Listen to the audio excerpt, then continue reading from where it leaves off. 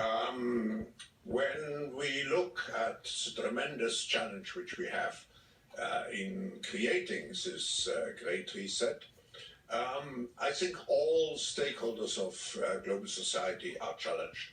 What we have seen was a kind of, how shall I say, dominance of business in global affairs in the last, at least in the last 2 decades. Now this is balancing out. We have the return of government even taking participation in government, in companies, in any case attaching conditions at safeguarding measures. What does it mean for us and for our approach? I think we will succeed only if it's a completely open platform. Yes, I already integrated it into my answer. It's necessary to have a very open approach. This cannot be a response of elites to concerns of the great public. I think we are at a rupture point where we have to make sure that we have a comprehensive, all-inclusive public. I think we are at a rupture point where approach. Otherwise, we will just be confronted with a climate of social unrest and possibly revolts on the streets or revolts from the next generation. And the impact on livelihoods. We know many people, according to the ILO, about 50% of people in the world will be affected, taking the combined effects of COVID-19 and the fourth industrial revolution. And finally, not to forget the figures. I mean, we look at the statistics, we see more than 500,000 people who have died. Just imagine the personal tragedy which is behind all those cases. So we have to be very careful not just to look at the figures. Now, when we look at COVID, I think we should distinguish between 3 phases. We have the 3 R's. Restrain, which means to fight the virus, the hot phase. Most countries are in today. Then we have recover, to go back to a kind of new normal. And finally, the reset, which means to define and to design the strategies which should lead us in the after-corona phase.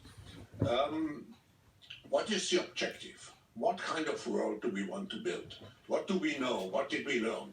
I think the world which we want to create with the Great Reset has to be much more resilient. It has to be because security, people will demand for more security, physical security, health security. It will have to be more inclusive. We had already a big gap before the crisis started. This gap will be tremendously increased. So if we want to avoid some kind of social revolutions, and we have seen the signs of anger on the streets already the last weeks, so we have to address this issue to create a stronger inclusiveness. And finally, more sustainable, because we know now that the next crisis is already waiting for us around the corner, and it is the climate crisis. The World Economic Forum, by the way, has warned the world related to the to possible pandemics since years, and actually 3 of the major organizations now in the fight against the virus, like the Global Fund, particularly also CEPI, all those organizations were created in Davos. So we know that the next crisis may come on us, and we have to be better prepared. So what does it mean in practice? 5 things, 5 priorities. The first one is we have to redefine our social contract to integrate more inclusion. We also have to make sure that we integrate much more in the social contract our responsibility towards the next generation. We cannot just think of the debt, leave all the solutions and to be paid for by the next generation.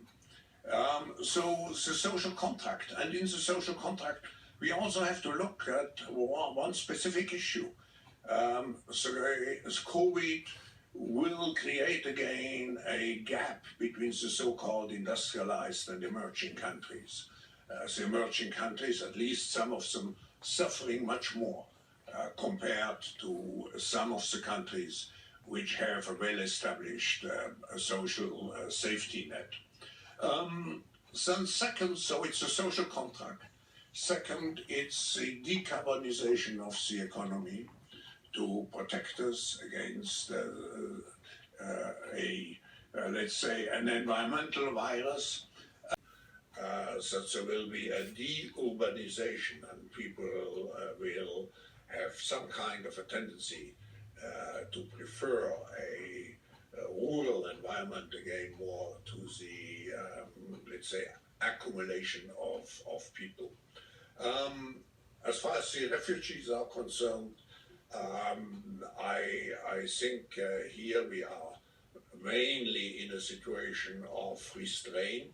We have to make sure that, particularly, that's one of the big worries, the refugee camps, we do not have too many infections, because with the accumulation of people, this would be really a major human disaster. Let me just, since we are coming at the end, let me just conclude by saying we are at a turning point of humankind. I think we should not underestimate the historical significance of the situation we are in.